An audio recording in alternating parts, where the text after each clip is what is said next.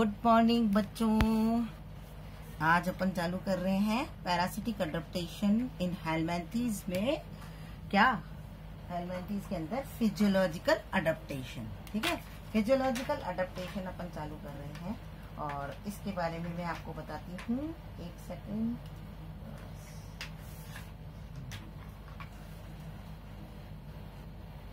अब फिजियोलॉजिकल में सबसे पहला पॉइंट है फिजियोलॉजिकल अडेप्टेशन के अंदर। देखो ये बच्चों आपको दिख रहा होगा आराम से कि फिजियोलॉजिकल पैरासिटिक अडेप्टेशन इन हेलमिंथेस में अपन फिजियोलॉजिकल अडेप्टेशन पढ़ रहे हैं। इसमें सबसे पहला पॉइंट है प्रोटेक्शन अगेंस्ट होस्ट एंजाइम, है ना, अगेंस्ट होस्ट एंजाइम। तो कौन कौन से होस्ट एंजाइम से कैसे इसकी प्रोटेक्शन होती है या परपोसी एंजाइमों से सुरक्षा कैसे होती है।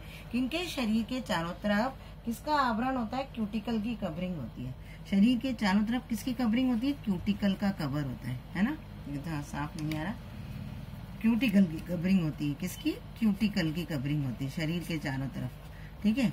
क्यूटिकल का आवरण होता है, ठीक है। और ये आवरण क्या करता है बच्चों, आपको मैंने पहले भी बताया था कि ये इसके चारों ये क्या करेगा, इसके स्केलेरो प्रोटीन्स की कवरिंग होती है। तो जो होस्ट के शरीर से जो एंजाइम सीक्रेट होते हैं उससे इसका प्रोटेक्शन करता है ना। और दूसरा काम ये क्या काम करता है कि ये तीनिया सोलियम के क्यूटिकल के द्वारा, इस क्यूटिकल के द्वारा किसका सिक्रीशन होता है, एंटी एंजाइम का। एंटी एंजाइम का स्त्रावण होता है। इसका स्त्रावण होता है, एंटी एंजाइम का सिक्रीशन होता है ना। इसका सिक्रीशन या स्त्रावण होता है, किसका, एंटी एंजाइम का। और ये एंटी एंजाइम क्या करते हैं, ये जो होस्ट के एंजाइम्स को क्या करते हैं, न्यूट्रलाइज करते हैं, यानी उदासीनीकरण कर देते हैं। न्यूट्रलाइज या उदासीनीकरण कर देते हैं। किसका क्या नाम है, होस्ट के, न्यूट्रलाइज या उदासीनीकरण, ठीक है। किसका कर देते हैं, होस्ट के एंजाइम का। न्यूट्रलाइज करते हैं होस्ट के एंजाइम को। क्लियर हुआ। तो ये होती है, ये प्रोटेक्शन होता है कि क्यूटी जो भी होस्ट क्या नाम है, जो पैरासाइट होता है, पैरासाइट के शरीर के चारों तरफ क्यूटिकल की कवरिंग होती है। और ये क्यूटिकल की जो कवरिंग होती है वो एक एंटी एंजाइम का सिक्रीशन करते हैं। ये एंटी एंजाइम क्या करता है, होस्ट के एंजाइम्स को न्यूट्रलाइज कर देता है। तो ये आपको समझ में आ गया। नेक्स्ट रहता है एनएरोबिक रेस्पिरेशन। ये लाइन खींच गई है, एनएरोबिक है ये ना। एनएरोबिक यानी अवायवीय श्वसन। अवायवीय श्वसन नेचुरली क्या होता है, ये होस्ट के शरीर के अंदर रहता है ना। दिख रहा है आपको, ठीक है, ये रहा, ये ठीक है ना। तो ये अवायवीय श्वसन इसमें प्रेजेंट होता है। अवायवीय एनारोबिक श्वसन जिसको बोलते हैं, यानी जो ऑक्सीजन की एब्सेंस में होता है। इसमें होता क्या है बच्चों, कि इसके अंदर जनरली जो एंजाइम्स होते हैं, मतलब ये क्या है, होस्ट के शरीर के अंदर रहता है। तो होस्ट के शरीर में क्या होती है, ऑक्सीजन की कमी होती है। तो ऑक्सीजन की कमी होने के कारण क्या होगा कि ग्लाइकोजन, ऑक्सीजन तो है ही नहीं, तो वहां पर क्या होता है, इसका ग्लाइकोजन। तो इस ग्लाइकोजन का क्या होता है, एनारोबिक मेटाबॉलिज्म होता है। क्या होता है इसका, एनारोबिक अवायवीय उपापचय, एनारोबिक मेटाबॉलिज्म होता है। क्या होता है इसका, अवायवीय उपापचय, है ना। और इसके ग्लाइकोजन के एनारोबिक मेटाबॉलिज्म से क्या बनता है, CO2 और फैटी एसिड्स, है ना। फैटी एसिड्स उत्पन्न होते हैं और इससे क्या मिलेगी, इसको एनर्जी मिलती है, प्लस एनर्जी। क्योंकि होस्ट के शरीर में तो ऑक्सीजन होती नहीं, तो होस्ट के शरीर में क्या हुआ, जब ये तीनिया सोलियम है, फेसियोला हेपेटिका है, फेसियोला हेपेटिका भेड़ की, शीप की बाइल डक्ट में रहता है, और जो टीनिया सोलियम है तो वो मनुष्य की इंटेस्टाइन में रहता है। तो वहां पर ऑक्सीजन की एब्सेंस में ग्लाइकोजन है, उस ग्लाइकोजन का एनारोबिक मेटाबॉलिज्म होगा, जिससे CO2 और फैटी एसिड प्रोड्यूस होंगे और एनर्जी रिलीज होती है ना। तो एनर्जी रिलीज होती है और क्या नाम है, इसके कारण, और इस प्रकार से इनमें एनारोबिक रेस्पिरेशन हो जाता है। अब ऑस्मो रेगुलेशन, परासरण नियमन। परासरण नियमन आपको डेफिनेशन तो पता ही होगी, क्योंकि आप फर्स्ट ईयर के अंदर पढ़ के आए हुए हैं कि परासरण होता क्या है ना। और क्या नाम है, अब इसके अंदर मैं आपको बताती हूँ कि ऑस्मो रेगुलेशन किसे कहते हैं, क्या होता है इसमें। परासरण नियमन क्या होता है, जैसे आपने नाम सुना फेसियोला हेपेटिका, ठीक है। इस फेसियोला हेपेटिका के अंदर दिख रहा है आपको, हाँ ये दिख रहा है। मैंने वैसे लाइट का भी अरेंजमेंट कर रखा है बच्चों तुम्हारे लिए, है ना, फेसियोला हेपेटिका। फेसियोला हेपेटिका जिसको आप क्या बोलते हो, लिवर फ्लूक बोलते हो ना, और एक है टीनिया सोलियम। टीनिया को आप टेप बम बोलते हो, टीनिया सोलियम। क्लियर, ये दोनों फेसियोला हेपेटिका और टीनिया सोलियम दोनों जनरली इसी के बारे में अपन पढ़ते हैं। ये दोनों क्या है, हेलमेंथीज है। अब क्या होता है बच्चों कि ये जो क्या नाम है, जब ये अपने शरीर के, इसका जो फेसियोला हेपेटिका का जो ऑस्मोटिक प्रेशर होता है ना, यानी परासरण दाब, इसका ऑस्मोटिक प्रेशर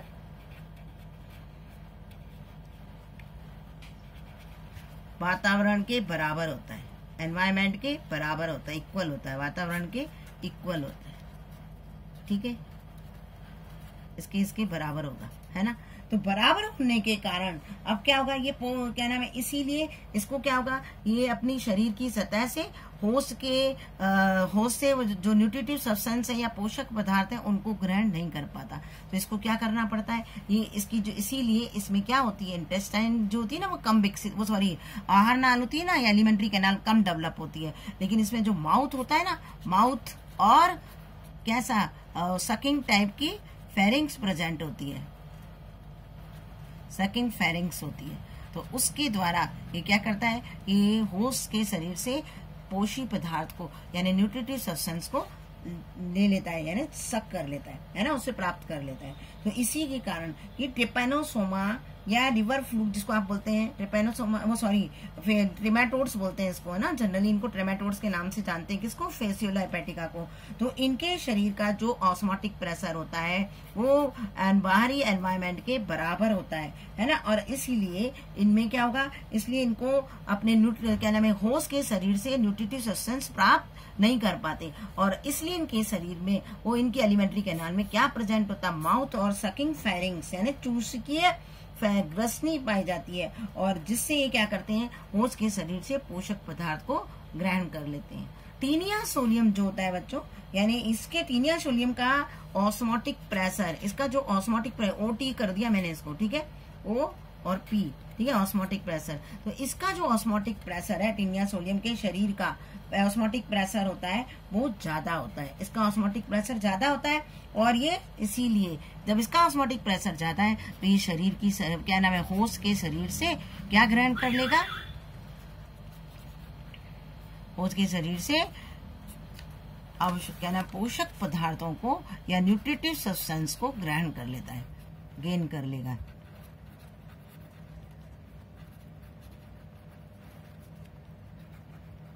क्यों, क्योंकि इसका ऑस्मोटिक प्रेशर ज्यादा है, जहां पर कंसंट्रेशन ज्यादा होता है वहां से ये क्या होगा, हाई कंसंट्रेशन से लो नहीं जाता, लो से हाई कंसंट्रेशन की तरफ जाता है। तो यहाँ पे कंसंट्रेशन ज्यादा है, इसलिए इसके शरीर में ये क्या होगा, ये जो पोषक पदार्थ है वो अपने आप एब्जॉर्ब हो जाते हैं।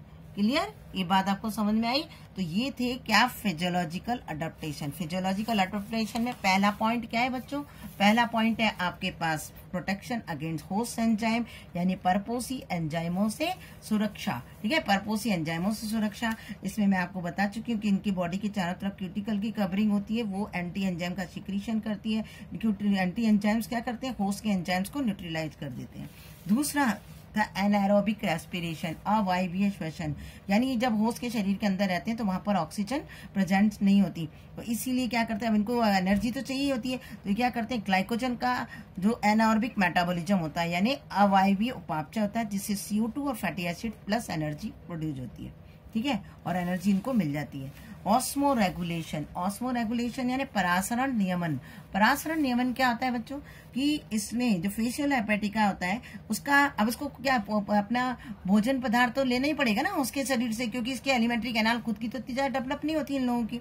तो ये क्या करते हैं, इनका जो ऑस्मोटिक प्रेशर होता है इसके बाहरी वातावरण के बराबर होता है, तो इसीलिए तो ये कि ना तो इसके अंदर, ना तो इसके यहाँ से पोषक पदार्थ इसमें जा सकते हैं और ना ही इसमें से इसमें जा सकते हैं, तो इसलिए इनमें क्या प्रेजेंट होता है, इनकी एलिमेंट्री कैनाल आहार नाल में माउथ और सकिंग फेरिंग्स होती है, तो सकिंग फेरिंग्स के द्वारा ये होस्ट के जो पोषक पदार्थ है या न्यूट्रिटिव सब्सटेंस उसको सक कर लेते हैं। क्लियर।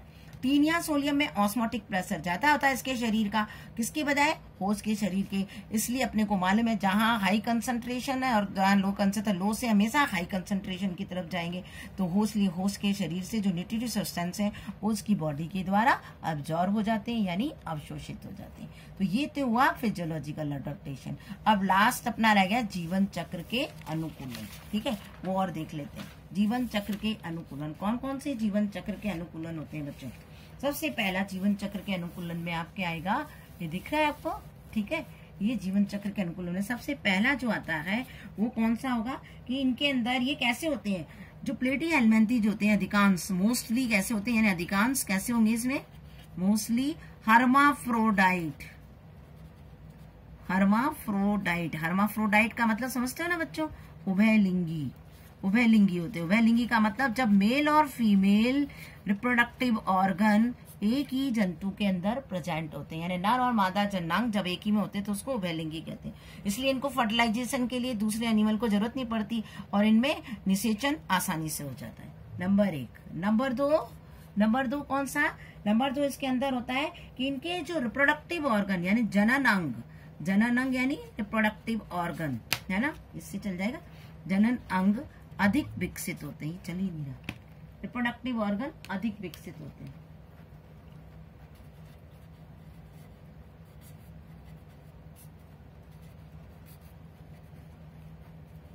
ये ज्यादा विकसित होंगे, रिप्रोडक्टिव ऑर्गन ज्यादा विकसित होंगे तो एग उत्पन्न करने की यानी एग का प्रोडक्शन करने की क्षमता इनमें ज्यादा होगी। रिप्रोडक्टिव ऑर्गन, जननांग मतलब रिप्रोडक्टिव ऑर्गन। ठीक है, ये रिप्रोडक्टिव जो ऑर्गन्स होते हैं वो इसमें वेल डेवलप्ड होते हैं, अत्यधिक विकसित होते हैं। और अधिक विकसित होने के कारण क्या होगा, ये अत्यधिक एग का उत्पादन करते हैं, है ना, एग का प्रोडक्शन अत्यधिक पाया जाता है इनमें। ठीक है, नेक्स्ट इसमें होता है कि इनमें उच्च जनन क्षमता पाई जाती है, फर्टिलिटी पावर ज्यादा पाई जाती है, high fertility power, high fertility यानी हाई फर्टिलिटी का मतलब उच्च जनन क्षमता। दिख रहा है आपको? हाँ दिख रहा है, उच्च जनन क्षमता होती है।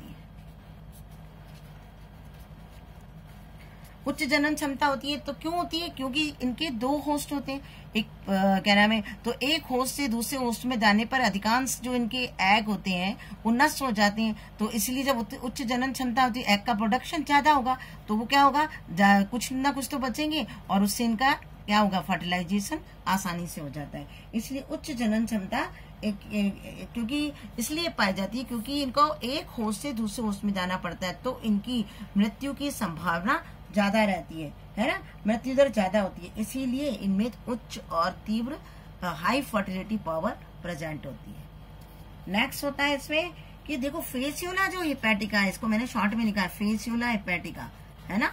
इस फेसियोला हेपेटिका में लार्वा से लार्वा को उत्पन्न करने की क्षमता पाई जाती है, यानी ये लार्वा से लार्वा को प्रोड्यूस करता है, लार्वा से लार्वा बनता है। इसमें लार्वा से लार्वा प्रोड्यूस करने की यानी उत्पन्न करने की क्षमता पाई जाती है। तो ऐसी कंडीशन जब लार्वा से लार्वा प्रोड्यूस होते हैं उसको अपन क्या कहते हैं, उसको मिला के अपन कहते हैं पॉली एम्ब्रियोनी। पॉली एम्ब्रियोनी मतलब बहुभ्रूणता। बहुभ्रूणता का मतलब समझे, यही मत बोलना कि एक से ज्यादा लार्वा नहीं, जब लार्वा से लार्वा का उत्पत्ति होती है तो उसे पॉली एम्ब्रियोनी कहते हैं। तो इसमें पॉली एम्ब्रियोनी पाई जाती है यानी बहुभ्रूणता पाई जाती है। और बहुभ्रूणता के कारण क्या होगा, लार्वा से लार्वा की उत्पत्ति होती है। तो इसलिए इसमें जो जनन क्या नाम है, ये जो होते हैं लार्वा वो तुरंत नष्ट नहीं होते और ना ही उनको किसी दूसरे वातावरण में जाना पड़ता है क्योंकि एक दूसरे से उत्पन्न होते चले जाते हैं, इसीलिए। ठीक है ना। और क्या नाम है, इसमें नेक्स्ट जो होता है कि इसके अंदर यूट्रस का साइज बड़ा होता है। मैंने आपको पिछले साल आप फर्स्ट ईयर में पढ़ चुके हो कि टीनिया सोलियम के अंदर यूट्रस यानी गर्भाशय जिसको कहते हैं वो बहुत अत्यधिक बड़ा होता है और शाखित होता है ना। ऐसी फेसियोला हेपेटिका में भी यूट्रस यानी गर्भाशय बड़ा होता है क्योंकि जिससे क्या होता है उसके अंदर ज्यादा से ज्यादा अंडे रखने की क्षमता होती है। ठीक है, तो इनमें अत्यधिक मात्रा में उत्पन्न हुए अंडों को रखने के लिए यूट्रस का साइज, यूट्रस क्या होता है, यूट्रस का साइज बड़ा होता है। यूट्रस अत्यधिक लार्ज एनॉर्मस साइज होता है इसका। अत्यधिक लार्ज होता है, यानी बड़ा होता है ना। वो यूट्रस का साइज कैसा होता है, लार्ज होता है, और या ब्रांच होता है, शाखित होता है। ब्रांच किसमें था बच्चों, टीनिया सोलियम में, जिससे इसमें एग ज्यादा आ सके। एग जो एग उत्पन्न, जो एगों को, एग्स को रखने के लिए, एग्स को रखने के लिए इसमें क्या पाया जाता है, इसमें जो यूट्रस होता है वो ज्यादा बड़ा होता है और या फिर ब्रांच्ड होता है। समझ गए। तो ये सारे अडेप्टेशन थे किसके, ये लाइफ साइकिल के अडेप्टेशन थे। और नंबर नेक्स्ट जो होता है कि इसमें ये डाइजेनेटिक होते हैं, यानी द्विपर्पोषी होते हैं। द्विपर्पोषी मतलब डाइजेनेटिक, ठीक है। द्विपर्पोषी का मतलब डाइजेनेटिक, द्विपर्पोषी मतलब डाइजेनेटिक होते हैं, यानी दो पर्पोसी होते हैं। एक प्राइमरी हो, जैसे टीनिया सोलियम में प्राइमरी होस्ट कौन था, ह्यूमन बीइंग यानी मनुष्य, और सेकेंडरी होस्ट कौन था, पिग यानी सुअर होता है। तो ये भी एक प्रकार का इनका अडेप्टेशन होता है। इससे एक पर्पोसी के मरने पर इसकी जो होती है, जो क्या नाम है, जो लाइफ होती है वो क्या होती है, मतलब सुनिश्चित बनी रहती है कि एक होस्ट मर गया तो दूसरा होस्ट उसको मिलेगा ही। इसीलिए इसकी ये भी एक प्रकार का क्या है, अडेप्टेशन है। तो क्या होगा, मोस्टली हर्माफ्रोडाइट होते हैं, यानी उभयलिंगी, यानी मेल और फीमेल एक ही में प्रेजेंट होते हैं। इसका क्या फायदा है कि इससे क्या होगा, इनमें इधर उधर जंतुओं को, वो जो पैरासाइट है उसको घूमना नहीं पड़ता, आसानी से इसमें फर्टिलाइजेशन होता है। रिप्रोडक्टिव ऑर्गन डेवलप होते हैं, अत्यधिक डेवलप होंगे तो एग का प्रोडक्शन करने की क्षमता भी अधिक होगी, है ना। और इनमें हाई फर्टिलिटी पावर पाई जाती है। हाई फर्टिलिटी यानी उच्च जनन क्षमता पाई जाती है। क्यों, क्योंकि इनको एक होस्ट से दूसरे होस्ट में जाना पड़ता है। तो क्या होगा, अधिकांश इनकी मृत्यु की दर अधिक होती है, यानी इसकी मोर्टेलिटी रेट ज्यादा होती है। इसीलिए एग का प्रोडक्शन ज्यादा होगा तो वो अधिकांश नष्ट हो जाएंगे, तो कुछ तो बचे रहेंगे ना, जिससे आसानी से क्या हो सके, फर्टिलाइजेशन हो सके। और फिर फेसियोला, और इसके अलावा जो फेसियल हेपेटिका है उसमें लार्वा से लार्वा उत्पन्न करने की क्षमता होती है, इसे पैलीमोर एम्ब्रियोनी कहते हैं। और नेक्स्ट, यूट्रस अत्यधिक लार्ज होता है और ब्रांच होता है, जो कि एग्स को रखने के लिए। क्यों ब्रांच होता है, ताकि अत्यधिक एग्स को रख सके, अत्यधिक एग को रख सके, अगर समझ में, अत्यधिक एग को रख सके। और ये डाइजेनेटिक है, यानी एक पर्पोसी अगर इसका होस्ट यानी मर जाता है, एक होस्ट की डेथ हो जाती है, तो दूसरे होस्ट की में इसकी लाइफ बनी रहने की क्या होती है, निश्चिंतता रहती है, यानी इसकी लाइफ की सर्वाइव करने की कैपेसिटी बनी रहती है। क्लियर। तो ये आज खत्म हुआ क्या, पैरासाइट के अंदर परजीवी अनुकूलताएं। Thank you very much.